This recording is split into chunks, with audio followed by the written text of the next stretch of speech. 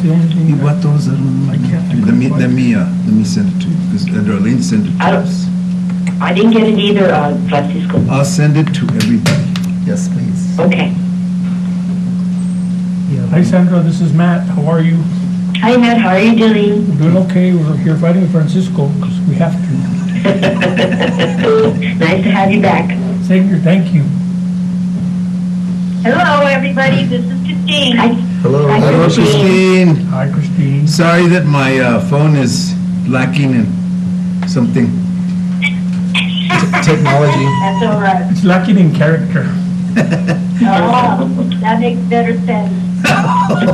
Thank you all. It's just your phone, I'm Francisco. so sorry I couldn't be there in person. That's I was okay. going to drive back, but it just didn't work out. Well, I hope you enjoy your vacation, okay, Christine? I know that amusement park is a lot of fun. Oh, yeah. You wouldn't believe how much fun we're having in these conferences. You know how school law has changed so much. Yes. Yep. Just go back to the old days. All you needed was a paddle and a ruler. They need to get rid of House Bill 212. They don't let us make this, PED doesn't let us make decisions on our own, based on our own regions and our own, making it difficult.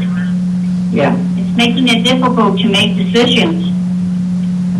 Trying to find the agenda. But it's a good one, though. This is Matt. Christine, if you could call on a note outside of the Charter Commission, I want you to put on your West Las Vegas School Board hat. And can you call me after this? I have something to offer the West Las Vegas schools. So call me and I'll talk to you about it. Okay. Thank you. Sounds good. I'm trying. You're welcome. You are more than welcome.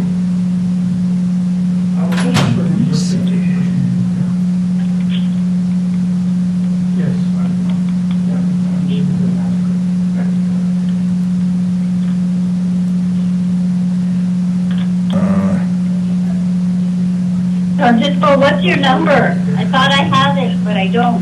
505-399-0868. And Barbara Perea Casey is copying it down as I speak. Okay, sounds good. Yeah, call me. I gotta know how to reach you when I need you. I've got some good stuff for 6th, 7th, and 8th graders. Oh, wow. A math camp. Thank you. No, thank you guys. But I'll talk to you about it. I need something. Okay. He did it for me. I did it for Greg. Because Greg needs all the help he can Well, get. good. I need remedial 8th grade If math. we can make it happen, we'll do it. Yeah, it's If it's gonna, for the betterment of the kids, then you got it. it'll be a good one. Okay. Trying to find out. Where did I put?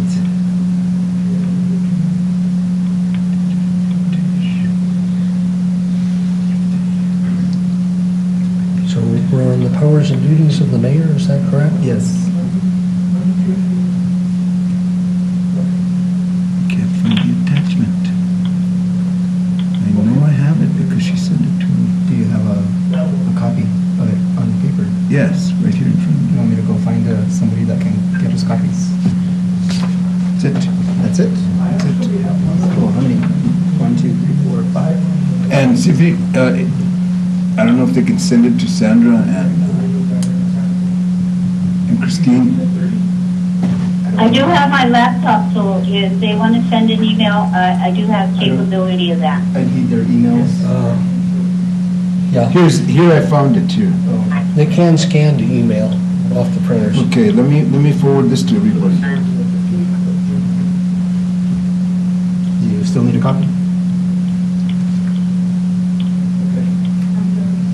Thank you.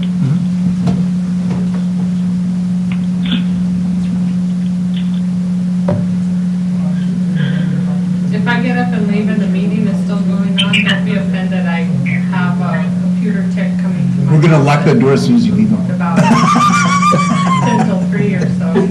Get up now. No. You wish.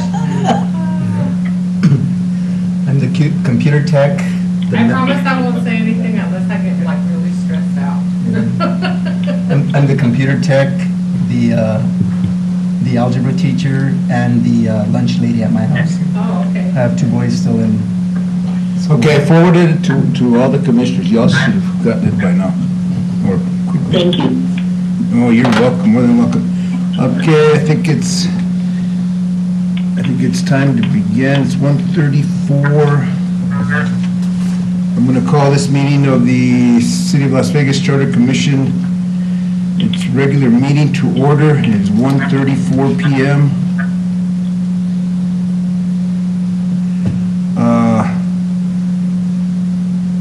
Roll call. I guess I'll do that. Commissioner Matt Martinez. Present. Commissioner Greg Salazar. Present. Commissioner Leah Einer. Present. Commissioner Christine Ludi. Present. Commissioner Sandra Madrid. Present. And myself, Commissioner Francisco Apolaca. We have a full commission as appointed, and we do have a quorum, so the meeting is officially called to order, and we've taken care of that. We've dispensed with that. I don't know what's the... President, Apodaca, can you make annotation that both myself and Ms. Madrid are by telephone? Noted. Thank you. Thank you.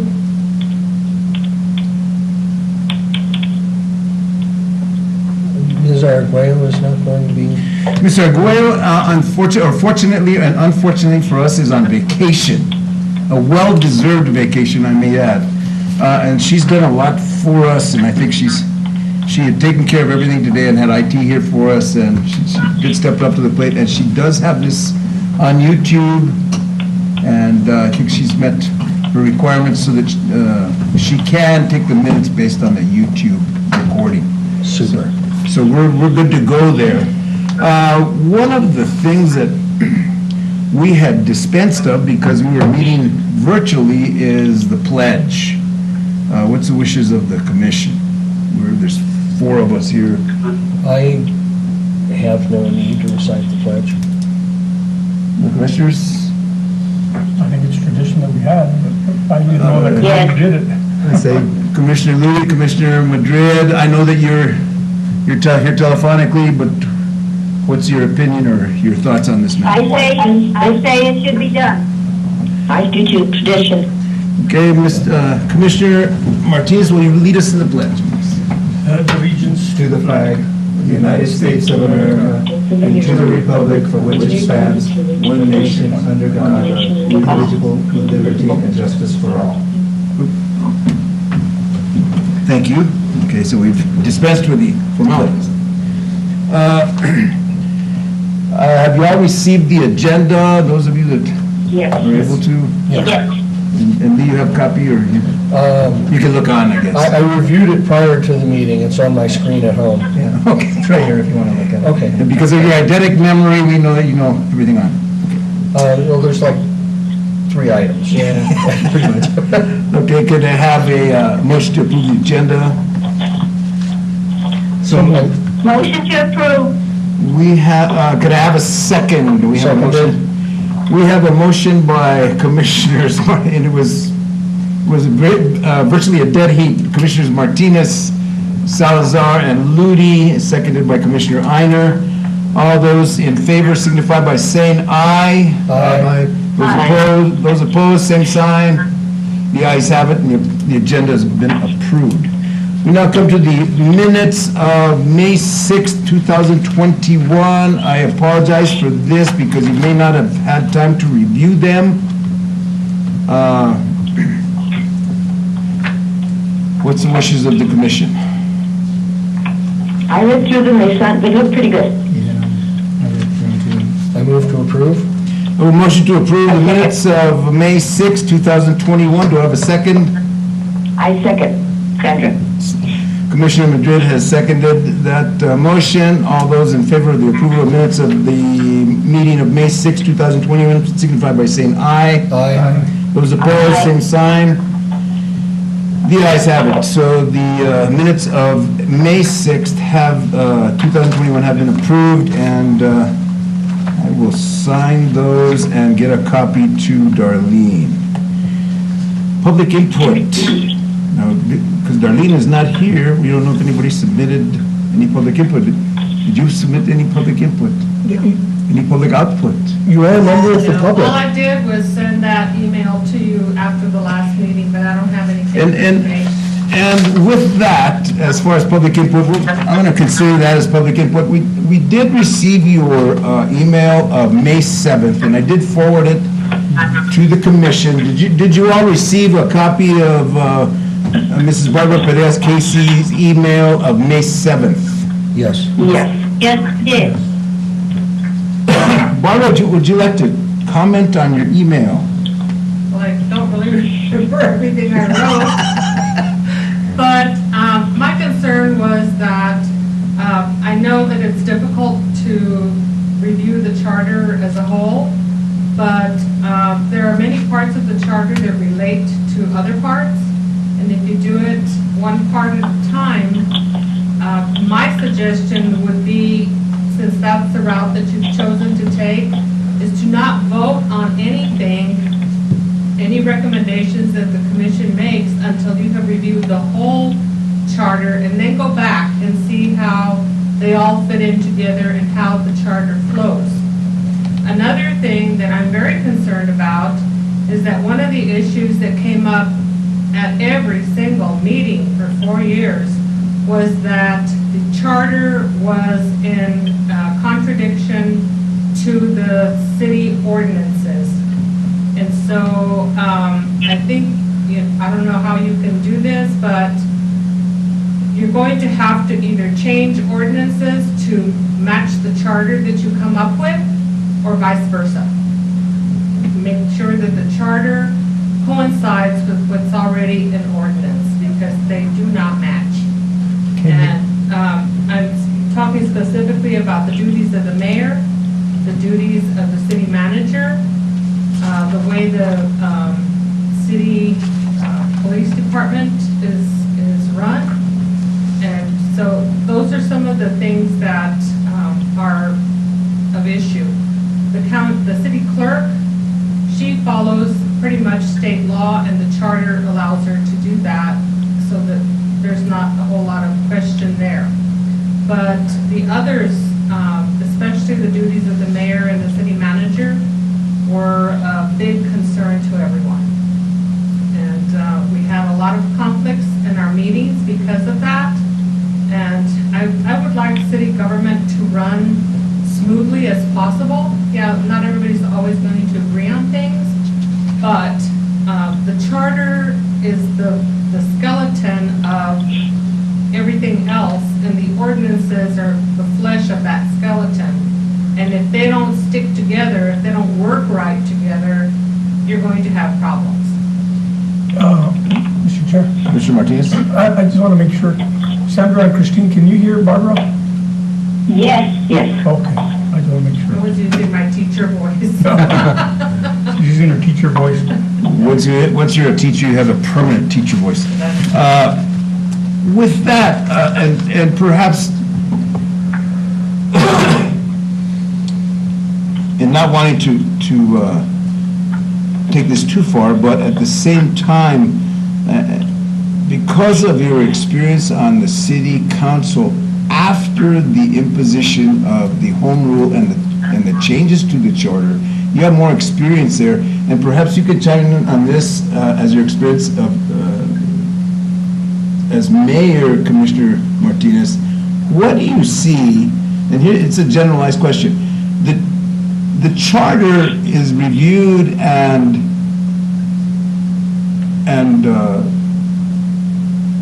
amended, if you will, by the Charter Commission, or proposed amendments or proposed changes to the charter are proposed by the Charter Commission. Whereas ordinances are the sole responsibility of the council. And here, when you had a change in charter, we had in a short history may help here, because we had the original charter when the two cities were consolidated, the town and the city were consolidated, resulting in a charter of how to govern the city. And that charter basically went unchanged for a number of years and seemed to be working fine. Then we had a period where the citizens decided and basically petitioned, and then the city charter commission was formed to go ahead and revise the charter to the charter we have today. How much of that revision and its impact on ordinances was because of the change, the initial change, and then the secondary charter revision? So that if that's the case, if you're finding, what I'm getting to is, if you're finding that conflicts between ordinance and charter, was it a result of the charter and then a city council who really didn't pick up the ball to change, to reflect the changes in the charter? What's the real cause of the problem? Because that problem basically was almost non-existent or not dealt with by the original. Let me attempt, Mr. Chair, if you don't mind, and I know that Barbara's here, and I think that's, all these points that you bring up, Barbara, are very important for us. In fact, this is almost the place to start, okay? And let me just do the best I can trying to at least give you the past perspective. What it boiled down to, back in 1970, the item that was foremost in everybody's mind back then, how do you consolidate two towns, okay? And this side was looking at that side, and that side was looking at this side. Nobody's gonna take advantage of nobody. We're gonna just keep an eye on each other for a while. That was the goal and objective back in 1970. So with that in mind, that's how everything landed up being the way it was. 4 councilors from West Las Vegas, 4 from East Las Vegas, all together we had 8. So we go through this whole process, and probably from the time that started till the time we looked at the charter for the first time, when we decided to switch over to the home rule, or the community decided, or whoever was involved with it at the time, I'm sure that the ordinances started to line up with the special charter that the city had, okay? And somebody was actually keeping track of that. The city clerks, whoever, they were making sure that there was a charter, and if it's not here, it's at the state law or wherever else have to go to find it. And then we're supposed to come back and line these things up. Okay, fast forward, 2010 or 8, 9, whenever this thing started. The whole charge about changing the charter wasn't anything other than the one thing that had already happened, is that the community had voted to go from 8 councilors to 4. That was the number one thing that started the whole movement. Mostly because of pay. We were gonna pay, the city council equivalent to the county commission, and now we have 8 of them, okay? So that was the number one driving force. The second thing that the city looked at as they continued moving forward in regards to changing the charter was, for economic development reasons, home rule was the vehicle that a lot of communities were using, because it helps in a lot of areas where a regular charter or special charter or any other charter didn't have the flexibility of home rule. I don't think we as a community have utilized that piece at all since this thing's been adopted. And I don't think maybe enough of us know what the different parameters are that we can actually fall into to give our community our own special opportunity for our own rules moving forward. But since then, nothing else has happened.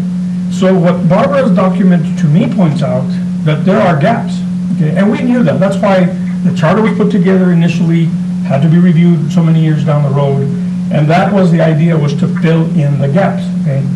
So we were only told back when we did our review of going from special charter to home rule, that there's only certain types of governments.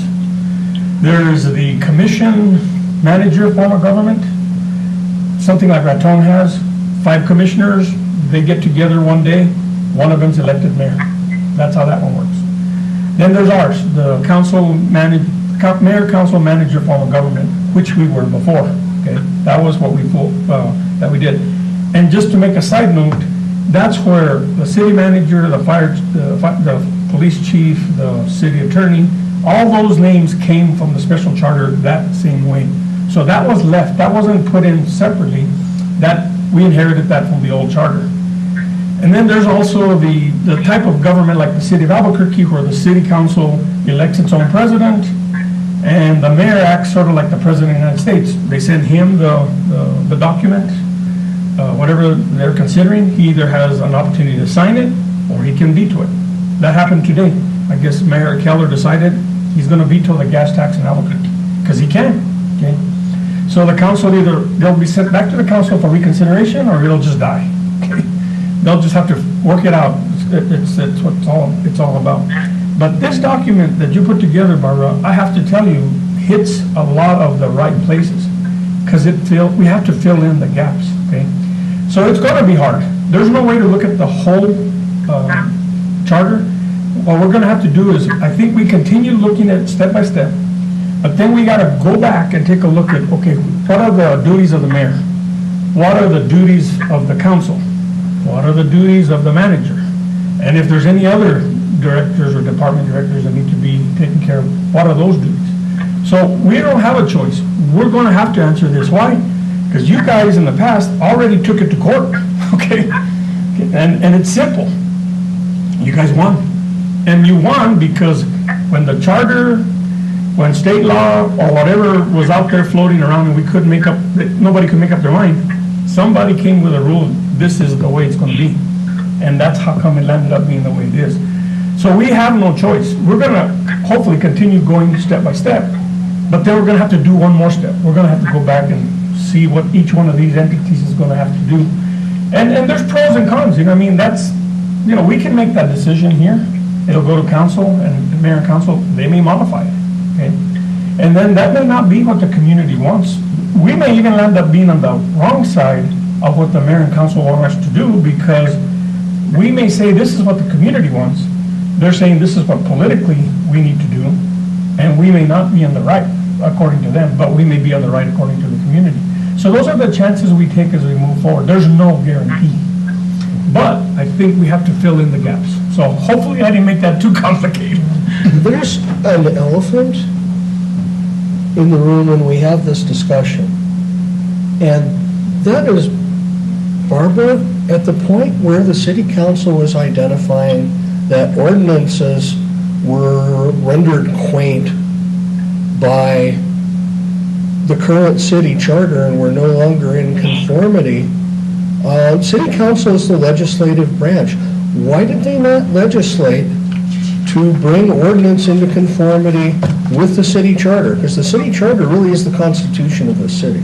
We made an effort, however, anytime that we requested a change in ordinance to be placed on the agenda, the former mayor refused to honor our request to place anything like that on the agenda. Another issue that I think needs to be considered, and it's kind of a backwards type of a thinking, but other mayors, and I'm thinking it was Tony Marcus, when he was the mayor, found that the charter did not address the way that the governing body should function. And so they created the governing body rules of procedure. And those were put together in 2002, I believe, and amended in 2007. That created an additional nightmare for the previous council and previous administration, because the governing body rules of procedure did not comply with state law, they didn't comply with the charter, and didn't comply with the ordinances. And so they sort of stood on their own and created stumbling blocks for doing the work of the council. We requested, I don't know how many times, to change that, and the ex-mayor refused. We were always struggling with that. And one of the first things that we did after she resigned is we had a special meeting and we did away with the governing body rules of procedure because they were so detrimental to the functioning of the council. So what, if you don't mind, what was the action that you took? They did away with them? It wasn't an ordinance, it was a resolution, and so we just repealed the resolution. Okay. That's what we did. And I think probably what happened when when Tony Marcus was mayor, is that they found that there were gaps. And in an effort to fill those gaps, they created that governing body rules of procedure, not thinking about how that would affect future councils and future mayors that had to deal with it. And so oftentimes we had the former mayor saying, well, it's in the governing body rules of procedure. And if we said something, well, we're following the governing body rules of procedure, then she would say, oh no, we're not going to look at that tonight, we're going to act on what's in the ordinance. Or no, we're going to go with what's strictly in the charter. And so we never knew how to deal with her because of that. And it created a huge, huge conflict. We were never able to amend any ordinances, we couldn't bring them up. In the 4 years that I was here, none of my agenda requests were ever honored, none. David Romero had one honored, that's it. Nobody else got anything done, and that is why. So if I can interrupt for 1 second, Mr. Commissioner. So essentially what you're saying is that she leveraged the differences between the charter, statute, and ordinance to her advantages as she saw fit for that particular occasion. So there was never any set structure that she followed to do anything, or that the council followed, which is we see as problematic, and that's why it's going somewhat to your prior comments about having something for council to follow, like a playbook type of thing, which would be similar to rules of procedures. Correct. And go ahead, Commissioner. Yes, if I may, let me get the citation, section 204, I believe it is, nope, section 207C requires the governing body to determine its own rules and order of business. And I would suggest, I mean, it's not really within the purview of this commission, because we propose changes to the charter, not changes to ordinance. But if council has the breathing room to do so, it's a requirement of the charter that they establish their own rules of procedure. And I would strongly urge, just as a private citizen, that they do so in such a way that the council and not the mayor has absolute control over the agenda, because that's what hamstrung you for years. Yeah, it did. And I agree with that agenda, because that's what we talked about so much, is the agenda and who controls the items on that agenda. And that's really where the crux of our last meeting was that agenda. That's where we ended last time, is talking exactly on that point of, and I believe that the conversation at that point was to submit to the city manager from council and mayor, and then having the city manager determine what's germane. But that could be a conflict, that could pose a conflict, depending on, well, simply put, who the city manager perceives they work for. Or what the item is. Or what the item. Exactly. If I can Go ahead, Commissioner.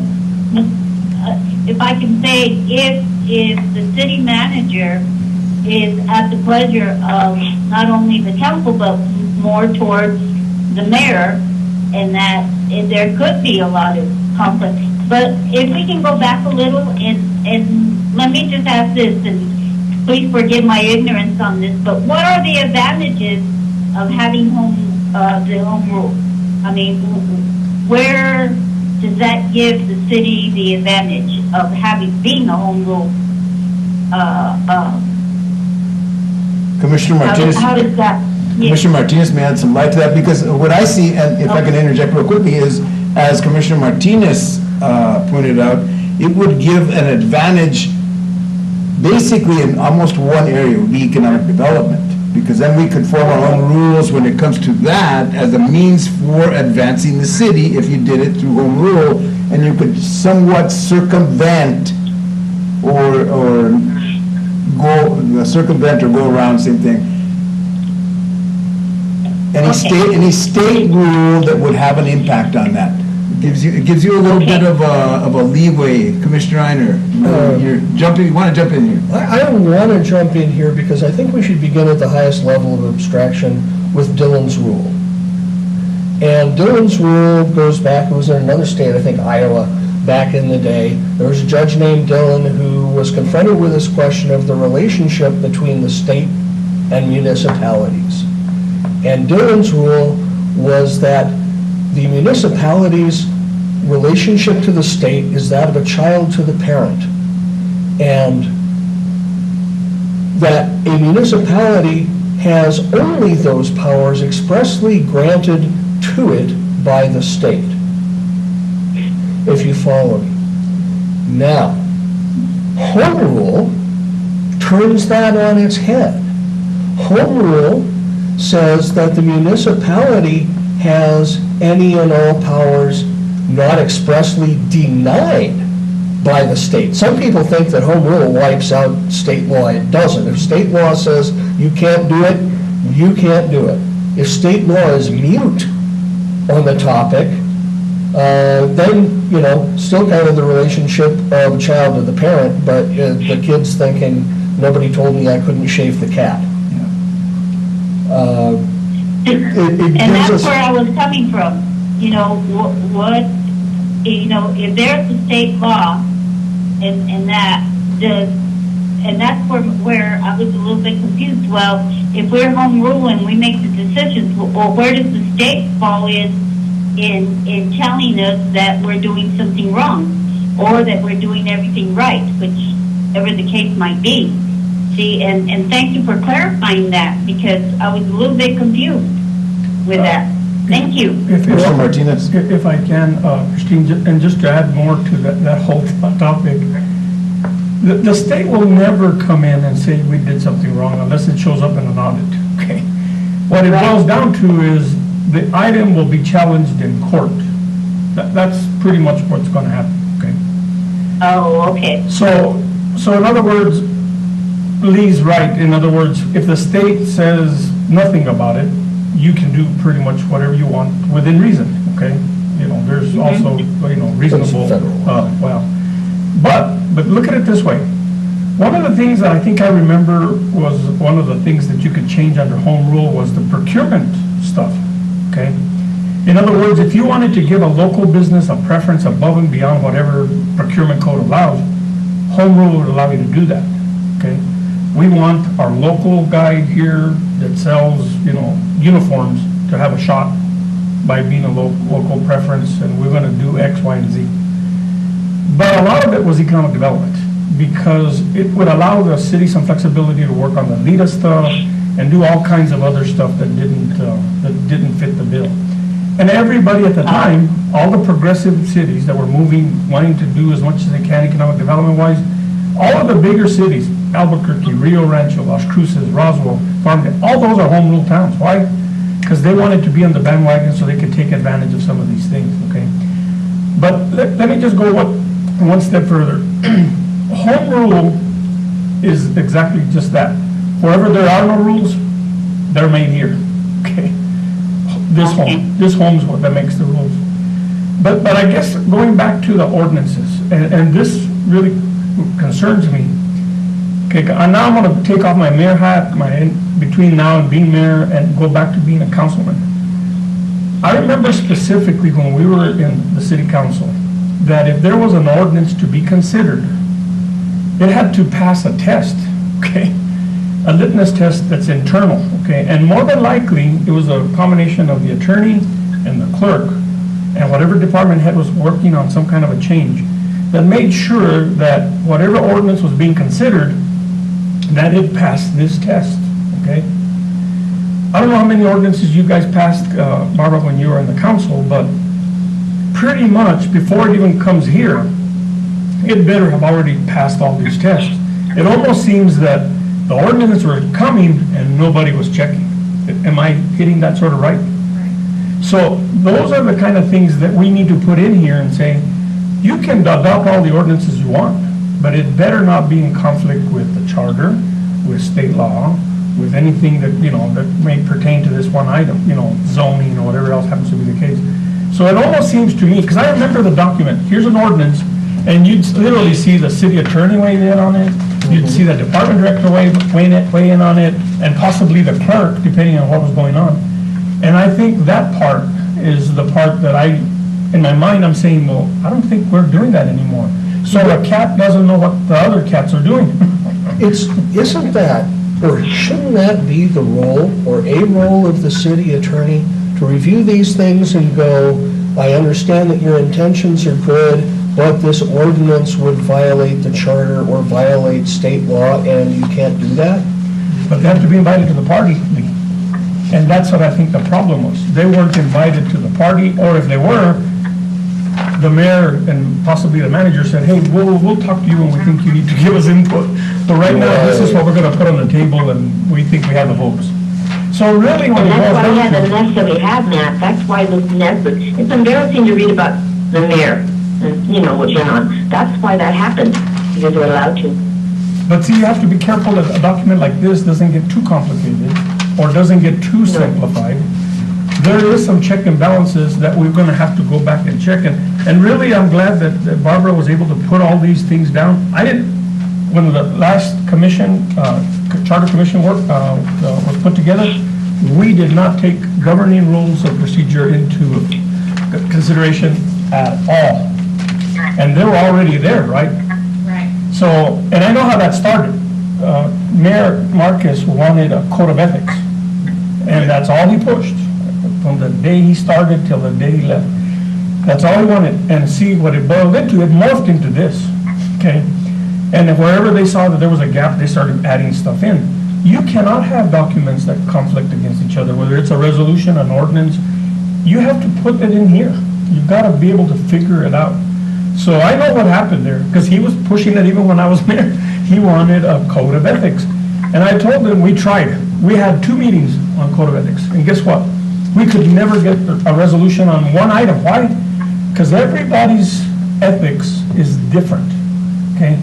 Really, when it boils down to stuff like, minor stuff that they were trying to really address, everybody had a different way of looking at it, and we couldn't reach a consensus. Wow. And yet, in the charter, we're required to have not only a code of ethics, but a code of ethics with penalties attached for violation, and that's what the board, the Ethics and Conflict of Interest Board, is supposed to be policing and making the calls on. And they have, we have a board with nothing to do because they have no ordinance to enforce, which is weird. I mean, it's in the charter, it's our marching orders, it's not discretionary. Mr. Chairman, we just have little things all over the place. We need to bring them together. Now, one thing that bothers me the most, okay, is if you did something wrong, who is the one that's going to be the authority to say, you did a boo-boo, you're gonna get fined, that's not proper. There is no process if you did something wrong. There is no place to go if you did something wrong. The only place, you have to take it to court. Would not be, Commissioner Martinez, and before I get back to you, Barbara, would that not be the place for the Ethics Commission within the charter to distinctly define their powers and duties over, as an oversight board? And one thing that we have to do, and we're getting ahead of ourselves here, but one thing we have to do here is insist that it shall be promulgated. So we've had ethics boards, it's on the charter. How many have we had? Sometimes they're constituted, sometimes they weren't. Things were pretty messy under the previous administration, but I wanted to say that under the powers and duties of the ethics board is listed, and this is the first power and duty. The board shall have the power to investigate complaints of violation of the code of ethics, which we don't yet have, and the election code, and to render advisory opinions to persons subject to the codes. So the mechanism of enforcement staff. Commissioner Moody? Excuse me, if I can say something. And I'm going to put school boards on this. We have a code of ethics. If anybody has listened to the news, You know that Los Lunas School Board was just suspended because they were violating the code of ethics. The Attorney General came in on that one, along with PED to rule to suspend them. So I don't see that the city should be any different. I mean, yes, the wording would be different, but I think that if the state has a code of ethics law or resolution or whatever you want to call it, that maybe it's something that we can look into and see how theirs is. If the city doesn't have a code of ethics that you have to sign, because I know that we have to sign it when we're elected, that we have to sign the code of ethics, and it gives us our do's and don'ts and how we're supposed to conduct ourselves. And that's how Los Lunas School Board was removed. I don't know. But the schools have a process. They have Commissioner Madrid? the schools have a process, though. There's a process, but the schools, there's with the one, there's consequences. Here, right, you just said that the state, if they don't get a hearing or something's going wrong, they're not going to interfere. We need that interference. And I like that. Or somebody said checks and balances. That just jumped out at me. Checks and balances, those terms, there's going to be a process. If this is done, this is going to be checked. And I think that's maybe one of the things that we can look at. I don't know. I like the term. If I could interject right here, if we don't, as Commissioner Einer just pointed out, if we don't have a code of ethics, what check are you going to check off? I mean, you have to have something to check off. You have to have something promulgated in order to be able to check off on something if they did or didn't. If you don't, then do we go back onto state rules or state laws or perceived codes that may be enacted by the state at some level? But that's where we need. That's too risky. One at a time. There's no. I'm going to know the term. There's no procedural. Like the state has these rules. You already know this is what's going to happen if you do this. We don't have that. Yeah, if I can. Go ahead, Commissioner Martinez. Yes. Okay, let me just add this. Just remember that more than likely, this governing rules of procedure started in 2002, okay? Today, there are ethics. There's an ethics commission at the state capitol for legislators, state government, and all that stuff. And I'm sure that before the school board decided to have a code, probably the Association of Board of School Districts put together something that everybody could follow. Back then, Municipal League wasn't doing this, okay? That's why it was a challenge, because we were literally trying to start doing it from scratch. That's why we couldn't get consensus. Today, I think that's a different story. But not only do you want to put it on this and clarify it and make the adjustments that need to be done to give it the teeth that it needs, you also need to have consequences. Yes. Okay, but don't forget, if it's like any other board and commission in city government, guess who appoints these commissioners to the ethics committee? It doesn't happen by just a guy walking around town getting names. Right. It's going to be the mayor and council. Okay, so you're almost stacking it up before it happens too. You have to be careful how this is structured. So go ahead, Barbara. The governing body rules of procedure had tacked on to the end of it a code of conduct, a code of ethical conduct. However, it was so poorly written that it combined conduct for employees along with conduct for the council members and the mayor. And so everybody was, it was ridiculous to even read it because it referred to people not showing up for work or stealing things from work. And then if the council, stole something while they were at work, well, we're not employees, they're elected officials. And so when we removed the governing body rules of procedure, that code of conduct went with it too, because it was useless. It was absolutely useless. And at the time that we had a retreat, which was not successful in any way, shape, or form, the mayor had actually asked us to put together a new code of conduct. I rewrote the code of conduct, but then she refused to bring it before the council for any type of discussion or action. So I wasted my time, and that was very frustrating to me. But I think that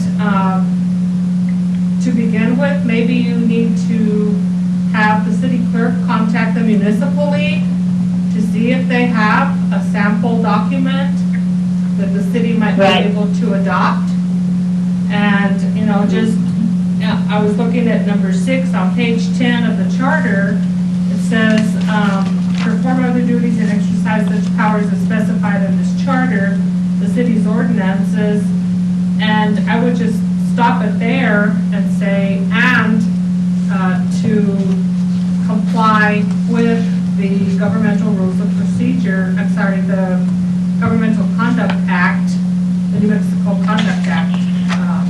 And that way you have a base there, and then as a separate entity, you can have a code of conduct that the city can adopt as an ordinance that everyone has to comply with.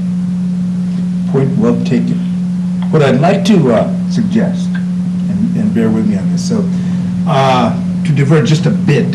So I've been asked to appear before the city council next week, June 9th, to give them an update and to formally ask at that point that we be afforded the opportunity to hire and appoint counsel, an independent counsel, as we discussed before. I've asked Vice Chairman Saza to accompany me to the meeting where we're going to ask specifically for that. Here is an area where I think they could delve into. We're looking for a specific counsel with extensive knowledge in municipal law and municipal administrative law, which there's probably 2 people in the state. We know from my delving into this, and one of them is going to become available, and the other is somewhat available. So we can talk to them about looking specifically on how to, one, promulgate that and enforce it as part of the charter, because that's the problem. If you had one and they weren't enforcing it, what's the use? I also have another question when it comes to the home rule and state law. In special areas of the law, when we're talking about state, federal, and local rules, and it's with respect to environmental laws, we have a concept that's known as stringency, where the most stringent rule applies. So if the federal law is less stringent than the state rule would apply. If the local law is more stringent than the state and more stringent than the federal, the local law applies. So that you have that stringency. I don't see why we couldn't apply that same type of a rule to the home rule, so that we could promulgate rules that are more stringent than especially when it comes to ethics. Because from what I understand of the Ethics Commission, the problem there is, as Commissioner Martinez pointed out, it's who appoints the commissioners.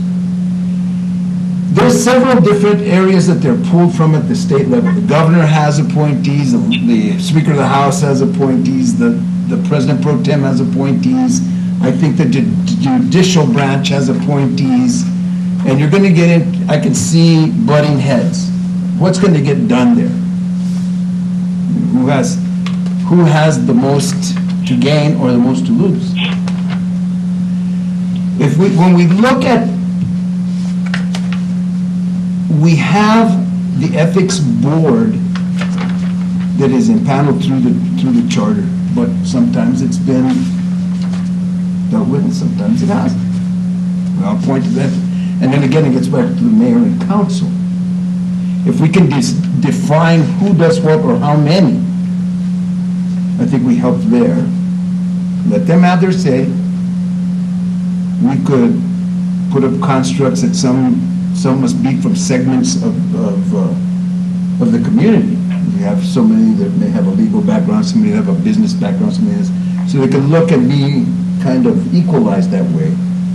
And we could do something like that, and I've seen that done in other cities. But I think to promulgate the rules there, it should be left to the Board of Ethics. If they're going to do that, then let's find the best one. We could suggest that and have counsel, an independent counsel, just like we were going to employ, have them employ one also as part of the charter, that they should employ independent counsel to review. So that way it's taken away from the city and the city attorney who may be appointed by the mayor.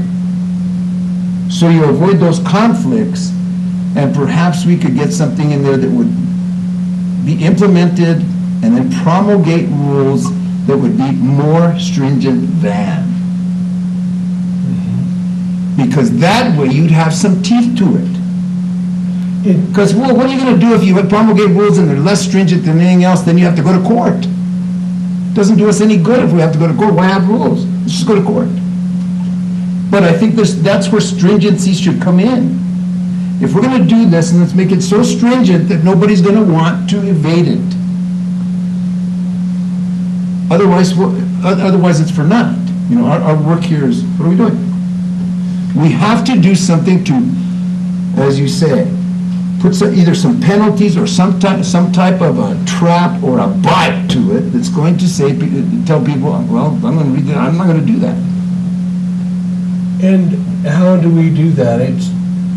It's a matter of regulatory compliance, and we're seeing right now that the city, if I may be so blunt, is not doing well with regulatory compliance, and they are suffering no real consequence as the result thereof, except, I would guess a loss of public confidence in what's, transpiring. Well, we have seen that lack of public confidence. It was evident last week, or a week before last, when we had the decision handed down on the former mayor. I mean, immediately, there was kind of a lull in the city. It was good that they found her guilty, but at the same time, as Commissioner Madrid pointed out, we're embarrassed by it. So it really has a negative impact, not only on the person that did it, but at the community as a whole. Because we don't have any rules that would force compliance to anything. It's he who holds the cards, holds the cards. Makes the rules. It's the emperor. Disregards them. The emperor's new set of clothes here works real well, and that's what happens. So unless we do something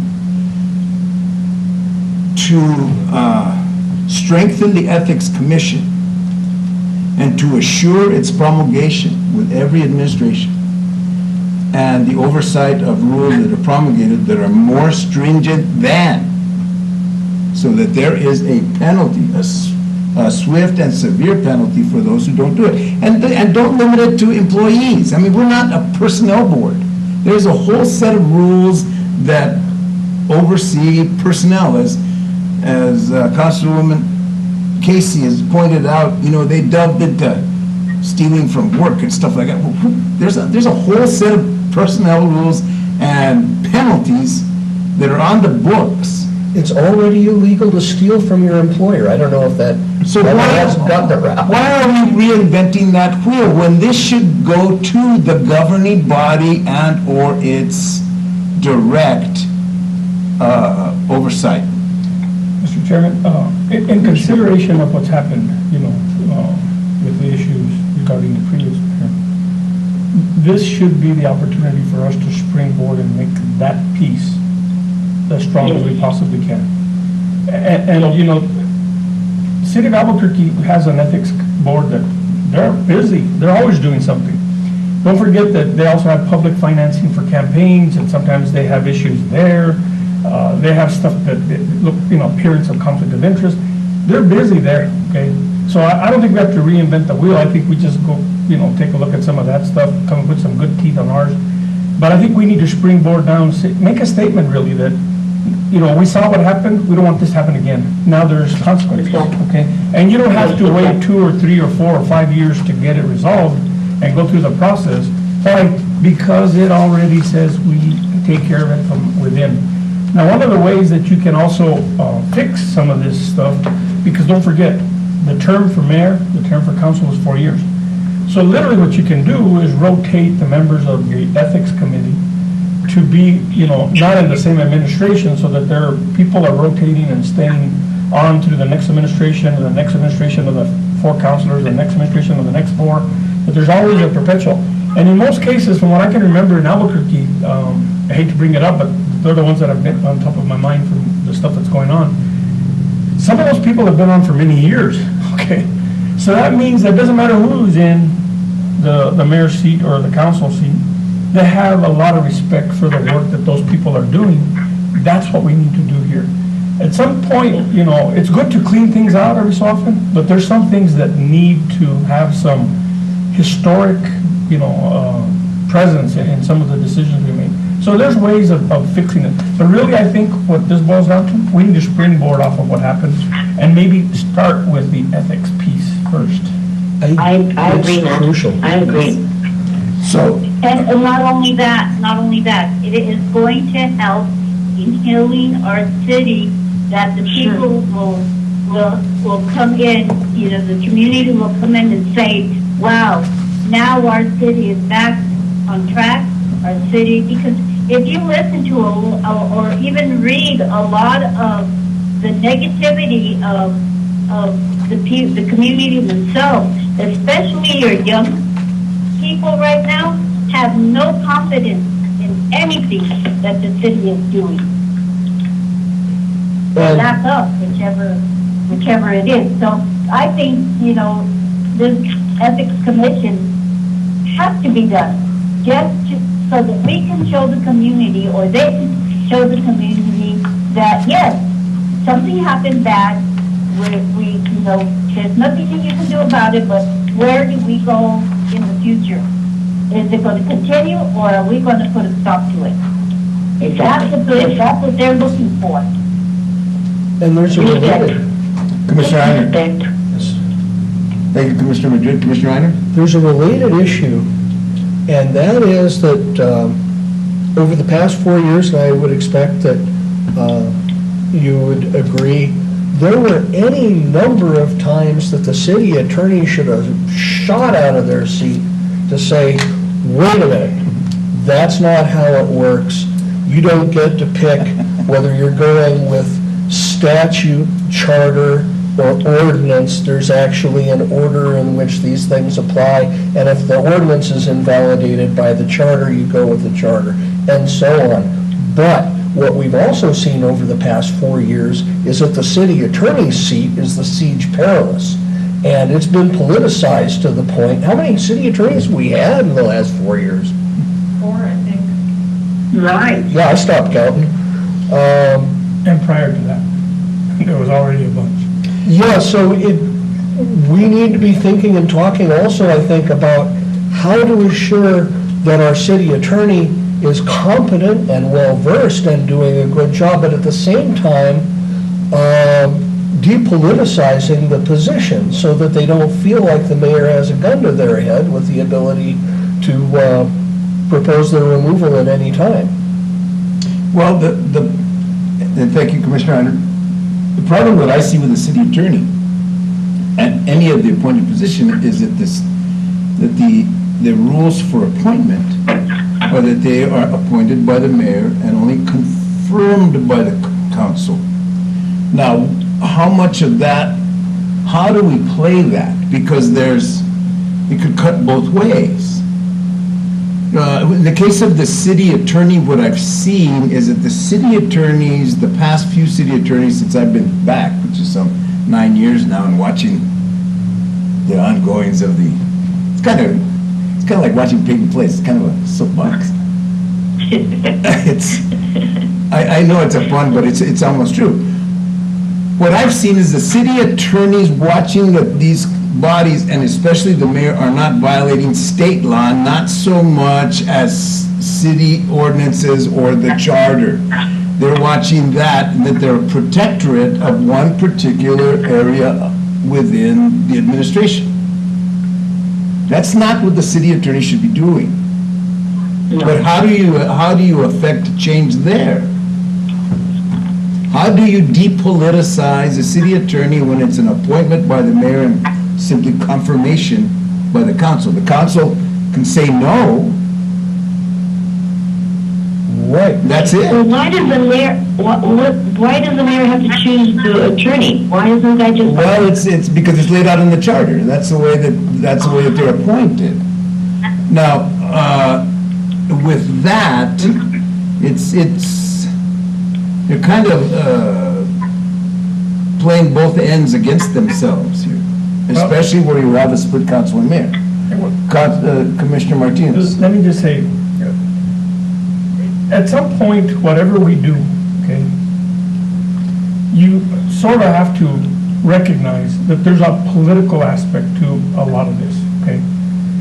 I was present in council meetings where people were appointed by the mayor and the council denied them. So they were done. I saw that. Okay. I've seen that. So those happened back then. I don't know if that's been common practice, pretty much what I've seen. And then we also came up with the whole idea that all the mayor had to do was get two people with him or with her, and it was done. It doesn't matter what the other two wanted, okay? Right. So I think the numbers started working against the community because there was only 4. They aligned themselves with 2, and boom, they got whatever they wanted. It was just that easy. So in consideration of the fact that it's a political thing, okay? I always go back to this. When I was a city councilor, I thought the council had more stroke than the mayor did, okay? Why I landed up deciding to run for mayor later is beyond me. I'm still trying to figure, because in the back of my mind, a good council that works together can do pretty much what it needs to, and it should, because why? It's the governing body, okay? The mayor is just there to sort of control, the show, okay? But then we go back to this. Now, let's just say that we change the charter and we start taking all these powers away from the mayor. Well, I can guarantee you one thing. This thing, at the way it's written now, will never make it to a council meeting. Why? Because there has to be a balance, okay? There has to be a balance. Now, in the past, and I'm going to be a little bit of the devil's advocate with our chairman here. When you look at an attorney, you can almost tell right away that individual supports the mayor and the administration, or does that attorney represent the governing body? There's almost 2 groups of people that person has to work for.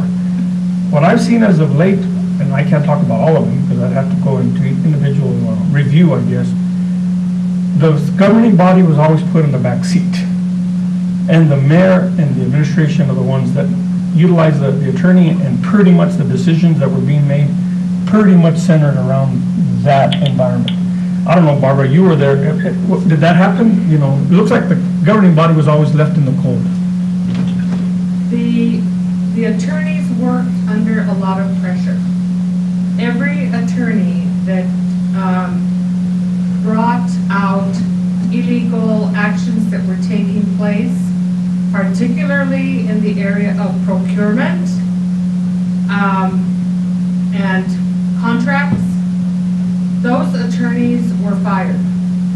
And we would discuss those issues, of course, in executive session because it was personnel, but the mayor she said, I refuse to work with that person, I will not work with that person, I don't care what, I will not listen to what that person is saying, I need somebody different. And so we, as the council members, were pretty much put into a box, and we had no choice but to let that person go. And the times that we did not agree and we tried to fight, the former mayor brought up lot of things that were not true about the attorneys that were working here. And some resigned, others were let go. And so that's the situation that we had. We had one attorney, I remember distinctly, was sitting here and she stood up and told the mayor, I cannot do that. That is not within my purview. And the mayor said, I'm ordering you to do it. That was in an open council meeting. The attorney said, I cannot do it. I will not do it. I'm not going to jeopardize my license. And the next meeting, she was gone. And so that's the way things worked.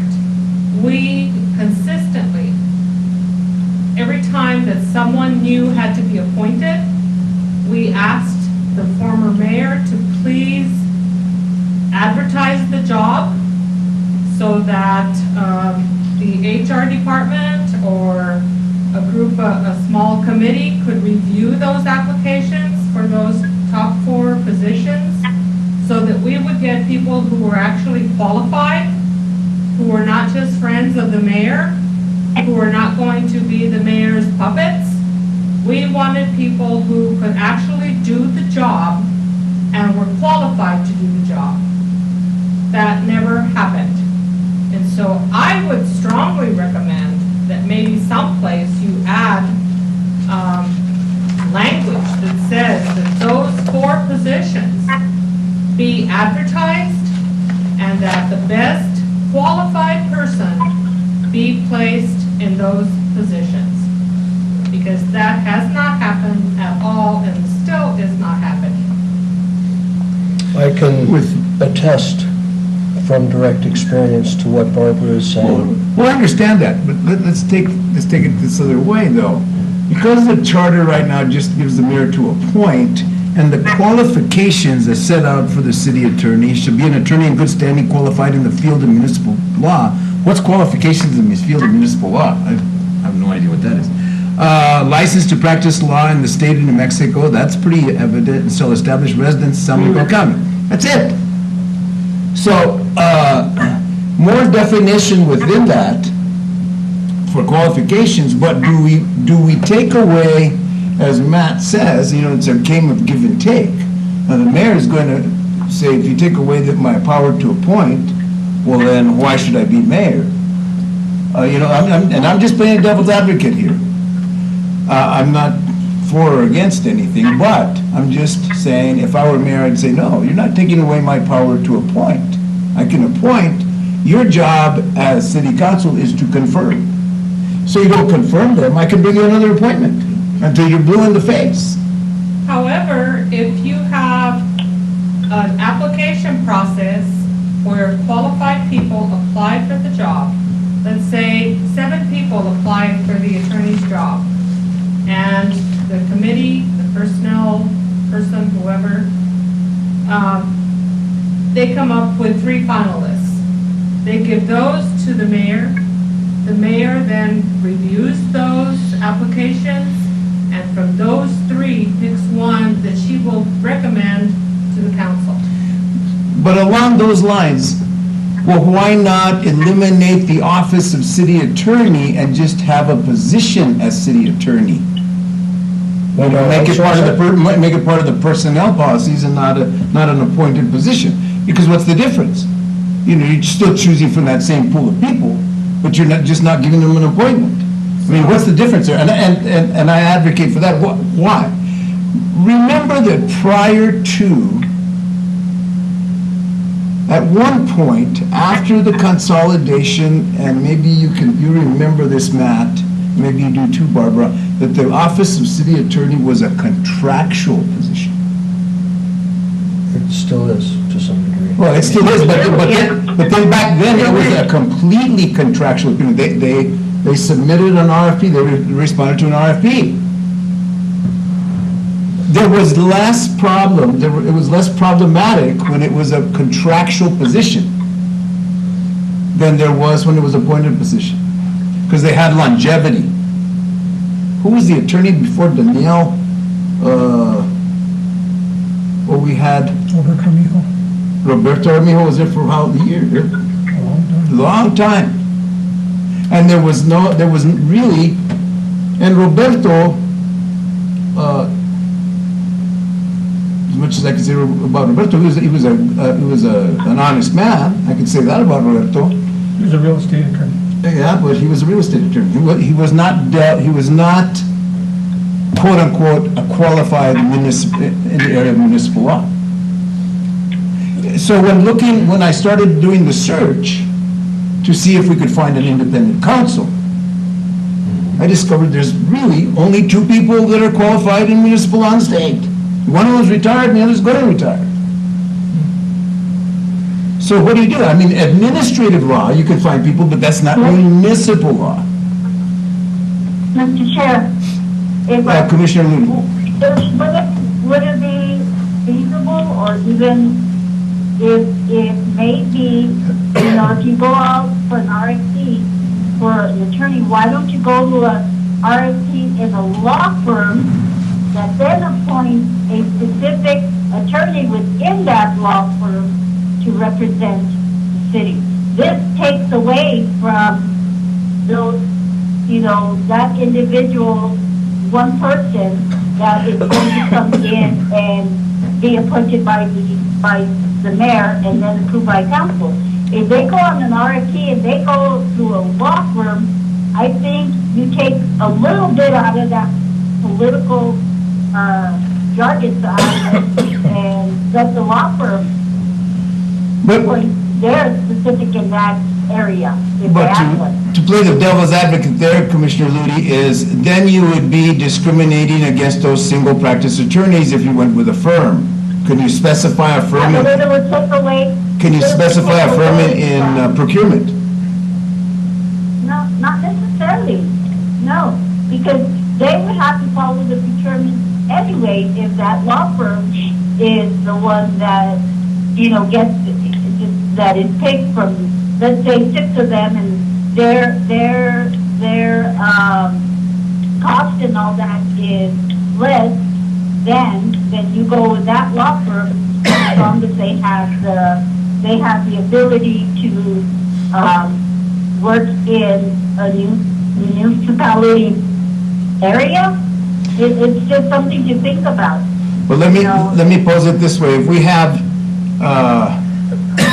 Perea, Casey, Burns, Allen, Marks, and Jones, who submits an RFP, and Francisco Apodaca, LLC,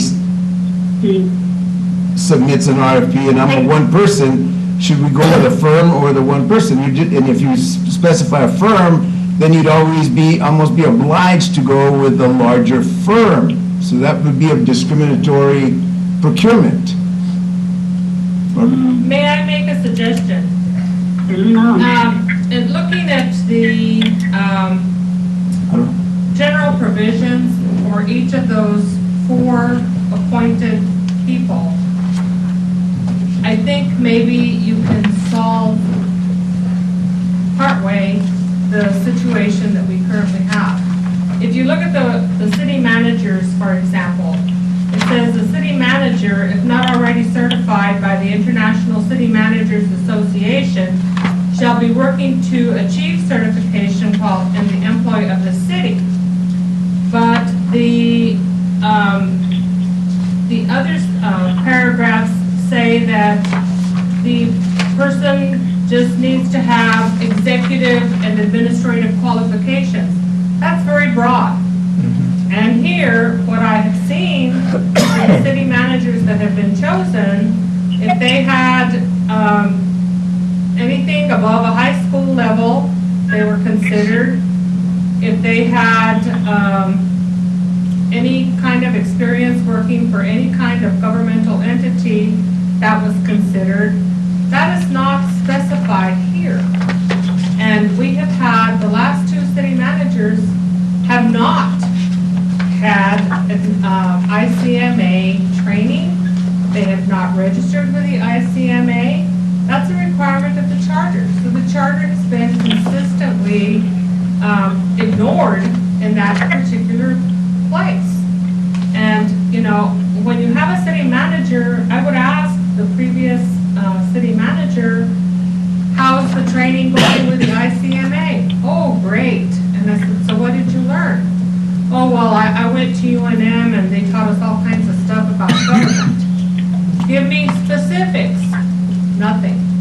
I called the ICMA. The former city manager was never even registered with them. And furthermore, they said, we don't provide training at the local level.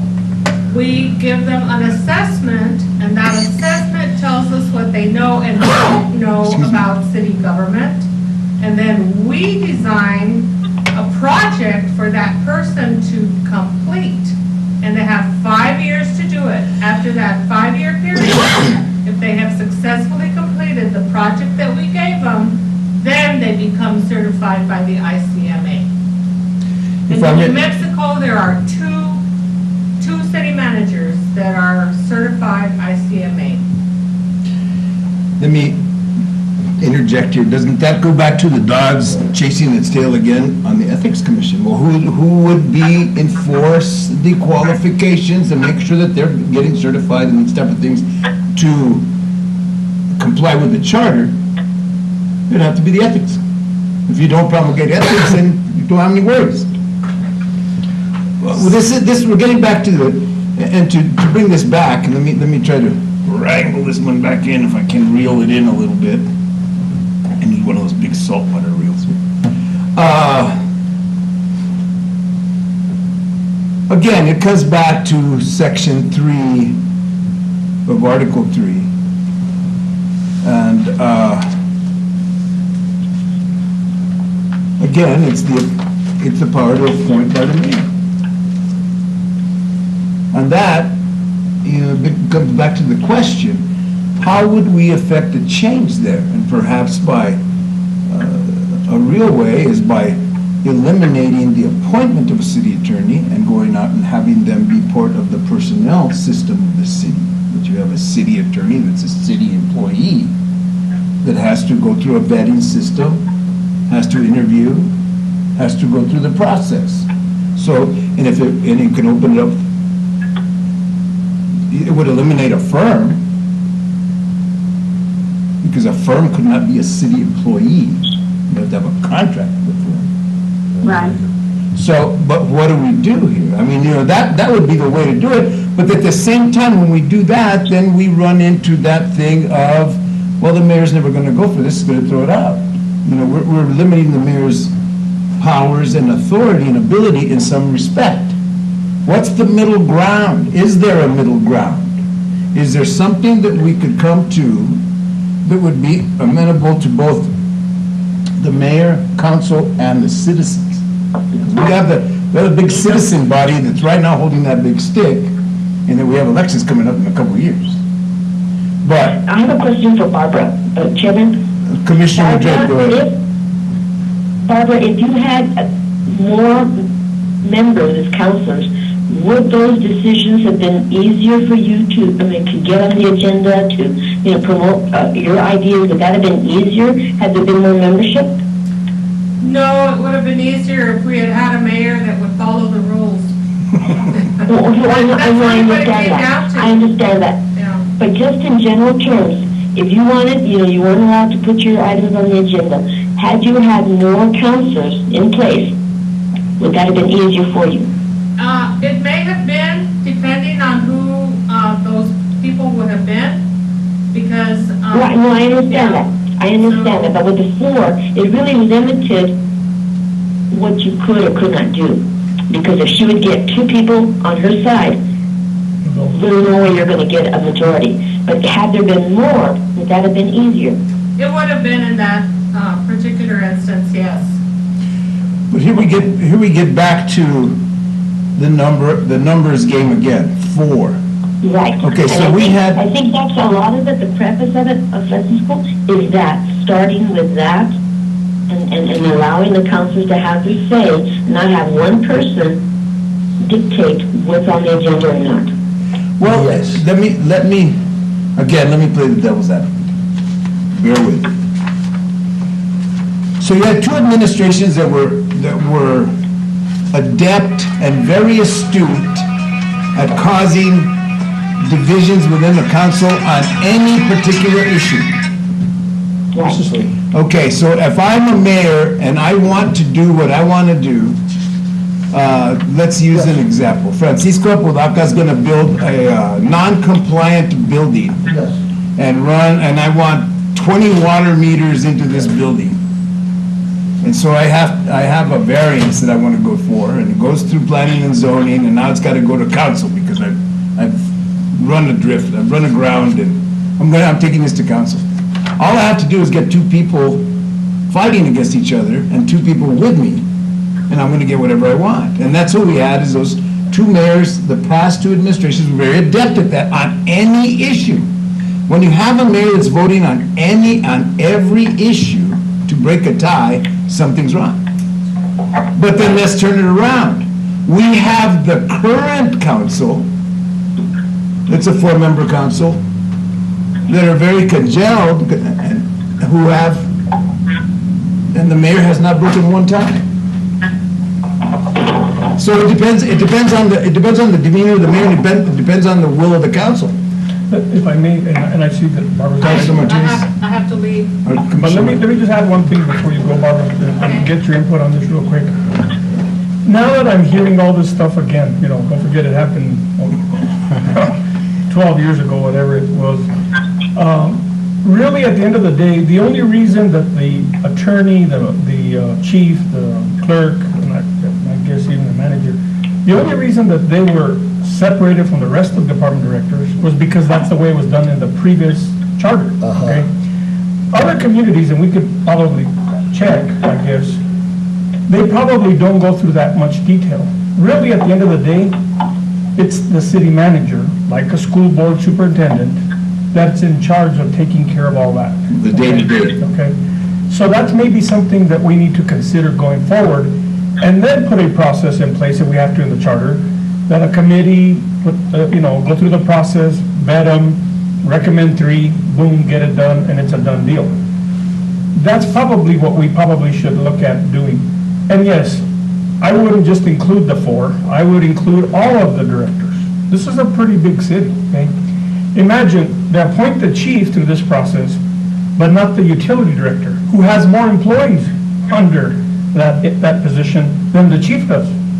So you're sort of, hit and miss. The clerk, less employees than both of them, okay? Fire department. So at the end of the day, we probably can put a structure together where the whole thing is really going to be dependent on the city manager. So the role between the council, the mayor, and the manager, that one's the one that has to be strengthened, so that everybody has a say. Legislative has, the executive has, and the community has an opportunity to do it. So that's what I'm thinking out loud. We probably should have looked at it, but we just carried it forward. Thank you so much for allowing me to speak and join in the meeting. I really appreciate it. Thank you, Barbara. You have a good perspective, and you lent a lot to us. I think that we appreciate your email, and we appreciate your comments today. Please consider coming back and addressing us as it needs be. Thank you, Barbara. Thank you, Barbara. Thank you both for allowing me to speak too. So I appreciate it very much, but I have a computer guy coming to my house to try to bring it back to life. Oh, good luck. Okay. We got one that you should have hired in-house. Have a good afternoon. Mr. Chairman, Commissioner Martinez. with that being said, maybe what we ought to do for our next meeting, because actually what I think is happening is we're looking at this more globally, which I think is probably the best thing we can do right now. Yeah, we're going to get into the details at some point of the commission, but these discussions are very good for all of us, so that we know how we're putting this plan together, okay? But I think what we ought to do is, let's start with ethics at our next committee, okay, at our next meeting, followed by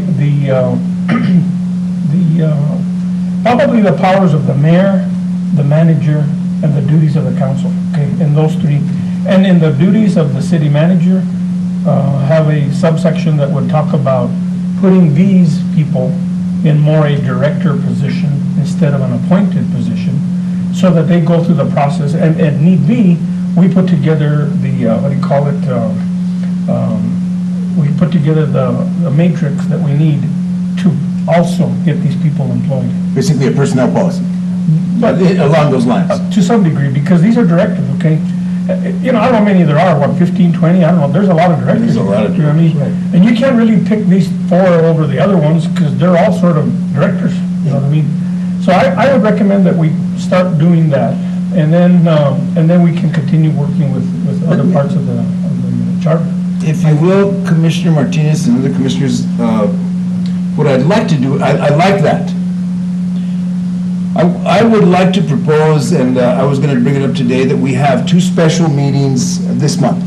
I hope we can do this. One for the council, and have them each come in one at a time as we've discussed. And then a separate one for the mayor and the city clerk. Before our next regular meeting in July. That will give us the next meeting in July, then we could start with the ethics after listening to their perspectives as we did to Barbara's today. But let's gain the perspective of those other sitting councilors and the sitting clerk and mayor. Let's see what they say. Because I don't want to pull the gun and say, oh, we're going to do this to the mayor, or we're going to do this to the councilor, and we haven't heard from their perspectives. Yeah. Let's listen to their perspectives. And then I really appreciate that thought of joining in on the ethics, but after they've had their day in the sun, Yeah. and maybe shed some light on things that we may not be addressing. Because everybody's going to have a separate opinion. And I would suggest doing that. Yes. It's important that we're showing that we're not trying to get anybody. We just want a better city and how it's run, that's all. Exactly. And I would suggest that we do that.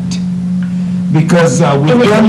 I'm sorry, let me interrupt, please. Go ahead. If you could, your meetings, I really would like to be there. I can't be there on Thursdays in person.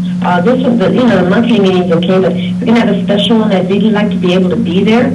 Well, let's see if I can look... Tuesdays are my good days. Point well taken, and I'll try to schedule around those days because it's contrary, it's off of the council days. So Monday and Tuesdays would be a better day for me. Also, I think I can get away. I'm getting a new president at my place of employment, so it's going to be problematic somewhat, but I think I can get away. But a point well taken. If we do it on days other than Thursdays or Wednesdays, we might be able to accommodate more people. How does that sit with everybody, all the other commissioners? Commissioner Ludi, Yes, sir. what do you think about that? I'm okay with it. Okay. The 22nd and the 29th, both of them Tuesdays are open with me. 22nd and 29th? I don't know about everybody else. Yes. June. I want to do this in June, prior to July. We have to do this before July, only because the clock is ticking. That sounds good for me. Yes.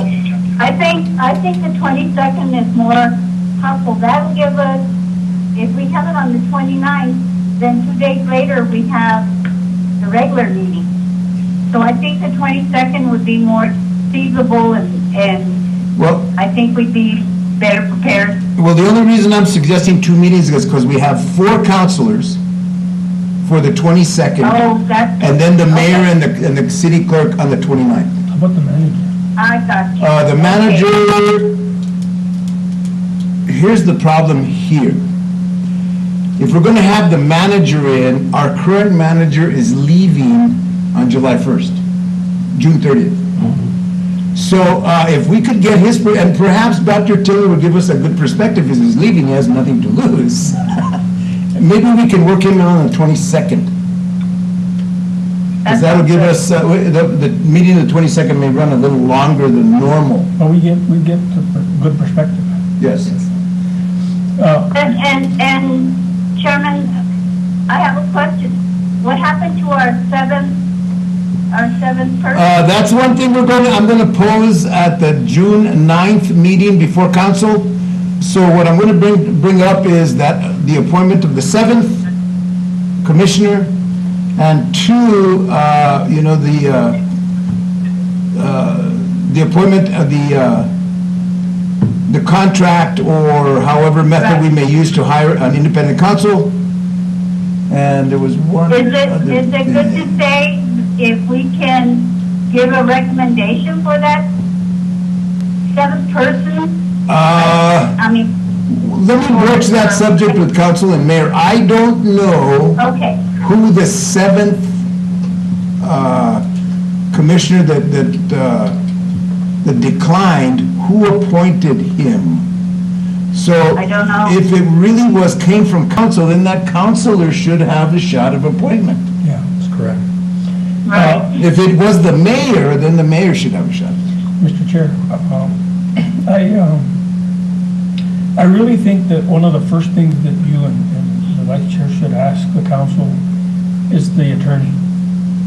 Because actually, to tell you the truth, we've gone a long ways without somebody sort of looking over our shoulder, okay? And the thing that's gonna happen is, it's gonna take them a little while to catch up to us already. Exactly. Okay?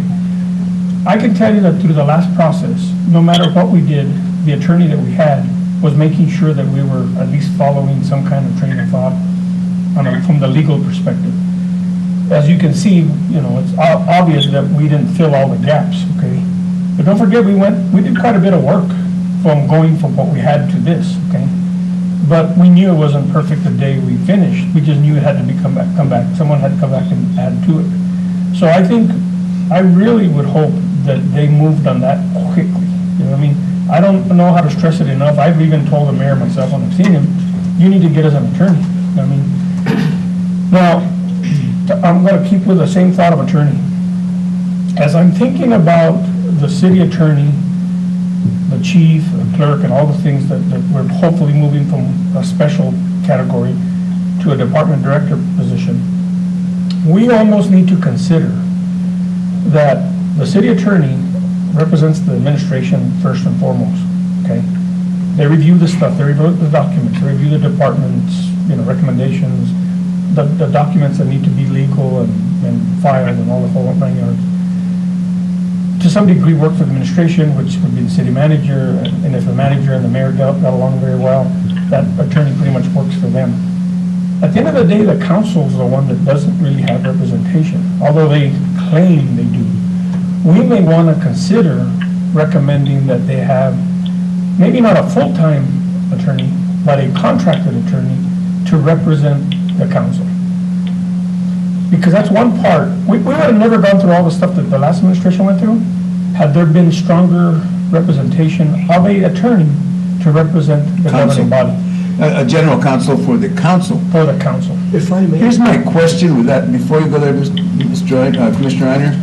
Would that not set up possibly set up an adversarial positions within the organization? I can see that happening. I work with attorneys, like from the Attorney General's office and the board that I'm on, plus I work with attorneys from the Department of Cultural Affairs. And at the end of the day, you'll be surprised, but they work those legal issues out. And you don't have to go through the drama of all that stuff. It actually works out a lot better than I thought it was going to, because I wondered myself, okay? But this is my 6th year of having to work with 2 sets of attorneys, and it's actually worked out pretty good. We'll take it. But I know what you're talking about, especially if they're from a small town, both of them, they don't like each other before they walk in, Because I'll tell you what, these small towns, it's tough. It's going to be a thunderdome. But I'll tell you what, at the end of the day, the governing body, which really is the teeth of the whole charter, really is not being represented. Nor are, the third group, there's the mayor, there's the city council, there's you, and there's me as private citizens. And if you have an appointment position, if it's, dance with the one that brung you, we aren't represented either. And a competent and ethical city attorney is going to advocate for the law to the best of their knowledge and to the best of their conscience. And we've seen that.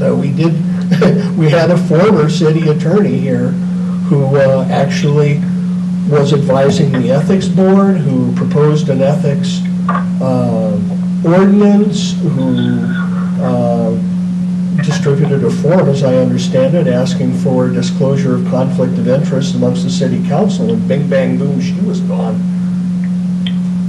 Well, I've kind of played the devil's advocate with your position, Commissioner Martinez, and appreciate what you're saying, Commissioner Reiner. At the same time, perhaps having those two councils, it would act as kind of a check and balance, a watchdog. So that could possibly lead to some equity within the whole system. The systemic good would outweigh any individual bad.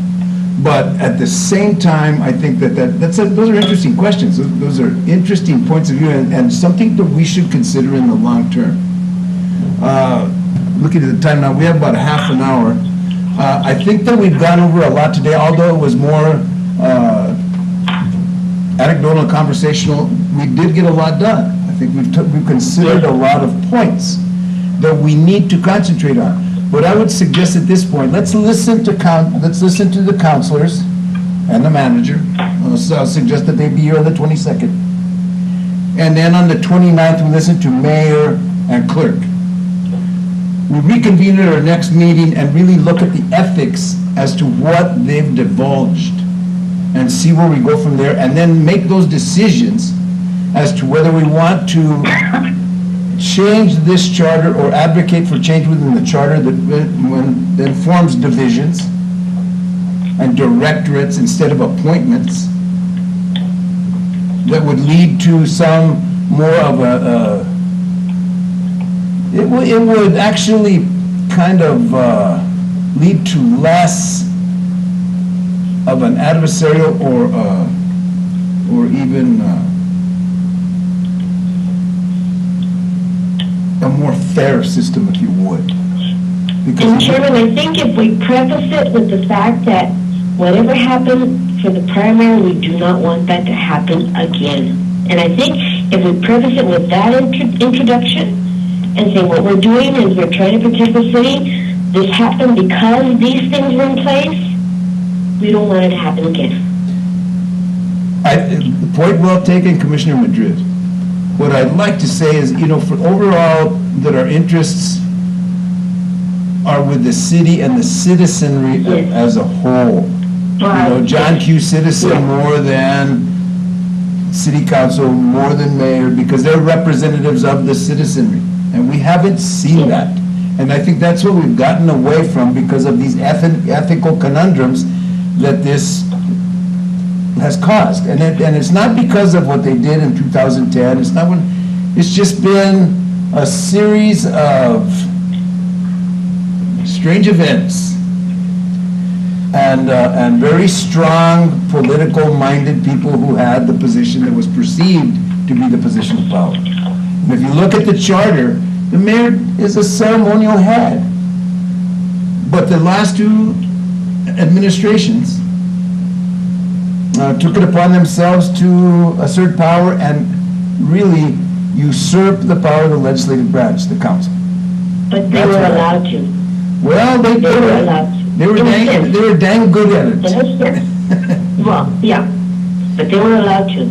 Well, by our first action that we haven't taken action on, and perhaps that, like it was posited before, that we do not take action on these things until we've seen these. We've already advocated for a change in the number of counselors. We were ready for action on that, but we've deferred it. That's tabled. We have not brought that back off the table to vote on that. And perhaps we should wait on all those actions till we look at the charter as a whole. What are the implications of those actions on other parts of the charter? And I think as we go through and piecemeal, as Councilwoman Barbara Pereira Casey said, maybe we should wait to look at the implications of our actions before we take action. I would add that our former mayor did an excellent job of pointing out to us many of the weaknesses in our system, but she's no longer here. And one of the questions I'd like to pose to the councilors and mayor when they come to talk to us is, what exactly has prevented you from bringing the city into compliance with the existing charter? Perhaps those are good questions. That's a good question, yeah. What we have here is we had a failed administration and one mayor that really is not a failure. And we have to look at failures not as something to be ashamed of, but something to say we should not let this happen again, and use this as an example and a lesson, as a learning lesson, to be able to move forward from. We saw what this caused, let's not do this, let's go to this. So in effect, by looking at the positive of the failure, we know what we have to fix. Yes, I agree. Let's look at it in a positive light, that, well, that was good that she did that, because it showed us where our failures are. Yes, and if we prevent it that way, we're not going after anyone, you know? Exactly, because I know that there's been some pushback, and I've heard anecdotal references to us wanting to limit power or take power. That's not our job. And we have to really look at our actions as such as the positive impacts of our actions, and not as a negative impact. Right. Well, sir, I need to leave. My baby just woke up, so I need to take care of Commissioner her. Madrid, This is an awesome. thank you for very your much. input today, and we look forward to hearing from you on the 22nd of our next meeting. Bye, Sandra. Okay. I will be there. Thank you. Mr. Chairman. Bye-bye. Commissioner Martinez? In consideration of all that you've brought up, which I think is proper, as we, are careful not to just start picking on things without looking at the overall thing like we decided to do, that's probably the best thing. I still think that at the end of the day, we need to make sure that we're following some kind of trend with, legal representation on this commission. But, as I look at some of the things that we're putting on the table for us to consider, there's going to be stuff that's going to be sort of give and take that's going to take place above and beyond us, which would be the council, the mayor and council, when we finally, put something together for them to review. But I think we still move forward anyway. And we justify, we want this because of X. We want this because of this. I have to say, in looking at all of the mayors and councils that have preceded us, there's really been a lot of conflict ever since we went to 4 councilors. It just didn't start with the previous administration. It goes back almost all the way to the beginning. Because you stop and think about it, you really just need 2 councilors and the mayor, and it's done, okay? The only thing that would be easier is that there would only be 2 councilors and the mayor. Like the county commission were in the old days, right? Exactly. One phone call, you had a quorum, nobody knew it happened, everything got taken care of, okay? That's the way it used to be in the old days. Why do we have county commissions with 5 commissioners now? Because it's going to take a little bit of work to get it done instead of one phone call anymore. So really the numbers are going to, once that changes, literally we'll have a new city. That's what's going to actually happen. Why? And then we've got to put together the process of how to put items on the agenda, okay? That's going to be tricky and delicate. But if we show that there's a balance all the way through, that the mayor still has a place, that the council still has a place, we're going to be okay. Why? Because it worked before. We're not inventing a city for the first time. It worked before. We have different circumstances, 2 cities consolidating, going from regular special charter to home rule charter. And then as I go through some of this document, I look at initiative, referendum, and recall. That was another big thing that we were looking at before too, because we had already had people recalled or attempted to be recalled. I think none of them have been successful. So all those things built up to the time that this charter was looked at, the home rule charter. That was one of the other legs of the stool that I forgot to talk about. That was one of the things that people were really concerned about. And it all boils down to the pay, going back to the pay of the councilors, okay? And if you're not doing your job, we're going to recall you. Okay, so you can't get recalled the first year you're in office, and you can't get recalled the last year. But you can the second and third. Okay, that's the way it works. Initiative and referendum, I forget which one's which, is where the council makes a rule, the community can say no. That's the referendum. That's okay, I knew it was one. And then the other one's the opposite. You guys don't want to do it, we want it done, okay? So. That's a citizen's initiative. So that's what that was looked at pretty, and I think a lot of time was spent on those ones because those were the driving topics of the day, okay? But a lot of this stuff got left behind, like, all these department directors, you know what I mean? But, it can be fixed. Why? The intent is to make it easier and smoother for the future mayors and councils as they go forward. And this body, the community owns this document. This is what we've said we want, to lead us. It's theirs. We all here don't represent the mayor and council. We represent the community. Exactly. Exactly. And I can tell you also that the Commissioner. recall provision, I led the charge on the attempt to remove Mayor Ortiz. And it was a really good illustration of why we need to free up the city clerk from that whole dance with the one that brung you. Because we had the signatures. And we had the valid signatures, but as Stalin said, he who votes decides nothing, he who counts the votes decides everything. And indeed, it was a deliberate misinterpretation of the charter that caused that recall petition, which was valid, to be tossed. Those are the types of initiatives that we really have to consider when we're looking at this document. But I think that we've hit on something really important today by looking at those appointments and making them more as directors that were direct employees of the city and go through the vetting process and taking it away from just the mayor and council. I think that would relieve a lot of pressure on those individuals working in those capacities, that they do not work for them, they will actually work for the citizens of the community. And I think that's an important step to take, but I'm interested in seeing the perspectives by council and mayor. I really am looking forward to that, because I think it'll lend some light and give us our perspective. We have to do that. So, And if I can say, Commissioner Lee. Chairman, if I can say, we need to make sure that they understand that this is, when mayor and council read our proposals and all that it's not them personally, because a lot of them are going to take it as such. It is the position, not the person holding the position.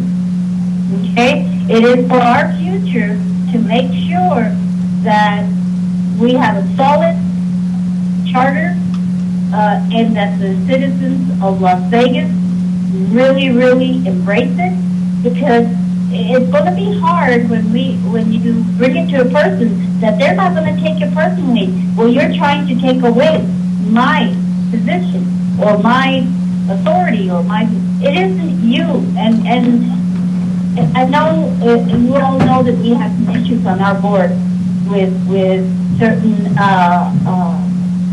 board members that were elected and board members that either should have never been there or board members that didn't live in the district.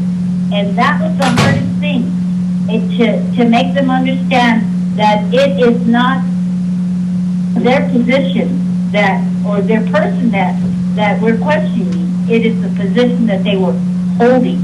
And that's where we need to make sure that we tell them, please don't take this as a personal, that we're making these changes based on you.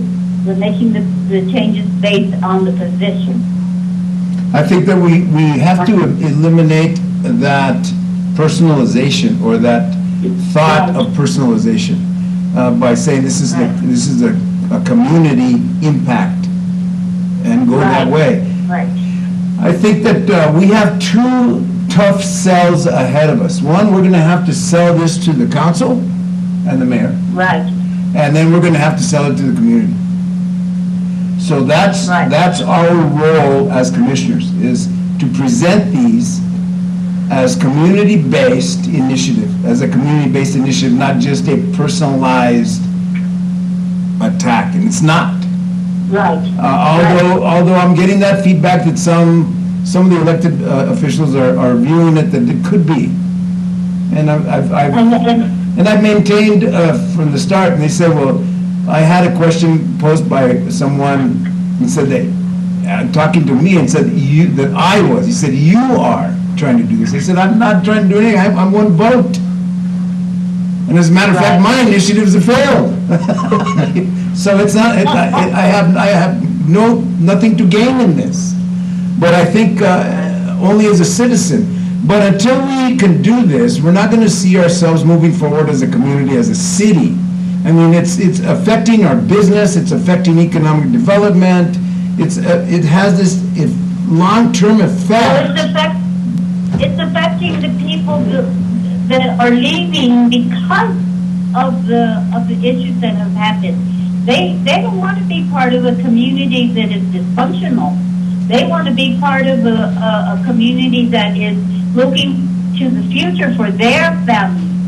You know, Right. we've had too many people, too many citizens leave because of what has taken place. So, you know, we have spent a lot of time on Article 2 and Article 3. You know, we don't even know what the rest of the charter, if there's anything in the rest of the charter that is going to be controversial and that. But until we make these two articles solid and making sure that we are all in agreement that things have to change in those two articles. Excellent point, well taken. Commissioner Salazar. Well, I'd like to echo some of that, of what Commissioner Ludi said. Not only are we losing people, but we're losing the ability to get people back into our community. Right. Our doctors have been here forever. They're aging and they're retiring, and we're not finding doctors that'll come into Las Vegas, set up their houses here, get their children educated here, because of these problems that we have as a city. Also, if you look at Northeast, the hospital here, most of the medical staff comes in from somewhere else for a week at a time, and then they go back home. We need to have locals here. We need to draw people into our community to become part of us. Well, you know, the situation with the medical community and PRNs, you know, there's paid professionals that come in for a week and leave. That's a standard practice in all hospitals because of the shortage of healthcare workers. But there should not be anything stopping us from developing healthcare workers here. We have a university and a college that could do that and bring forward it. We have two school systems. We're blessed with a lot of things here that a lot of communities would like to have. A lot of communities would like to have a choice on where to send their kids to school, or a choice where to go to college or university. We have so many benefits here that are not taken into consideration. And we look at the little things like city council. I'm sorry. Go ahead, We don't Commissioner. use them in the manner that we would prosper from them. We don't. Because, and just like the city, we tend to hit each other and for no reason. And you know what? We're all guilty of that. We have some great stuff that Highlands isn't, but we don't share. We have great things with city schools that city schools us, and we have, but yet we pit against each other, and we shouldn't be doing that. You know, we're one community with a lot to offer. Yes. Points well taken. With that, Commissioners, we're quickly approaching 3:30. I think we've gone over a lot today. I would say that at this point, I think instead of taking up another issue that we couldn't cover in 5 minutes, I would entertain a motion to adjourn today's meeting, and we will report back to you after our meeting on the 9th. And I will get a hold of each one of you and let you know if we're successful on convening a special meeting on the 22nd and then on the 29th. So I'll keep you on the loop, and hopefully we'll be able to do that. We wish you the best of luck to you and to Greg. Thank you very much. We know that you'll represent us well. Well, thank you.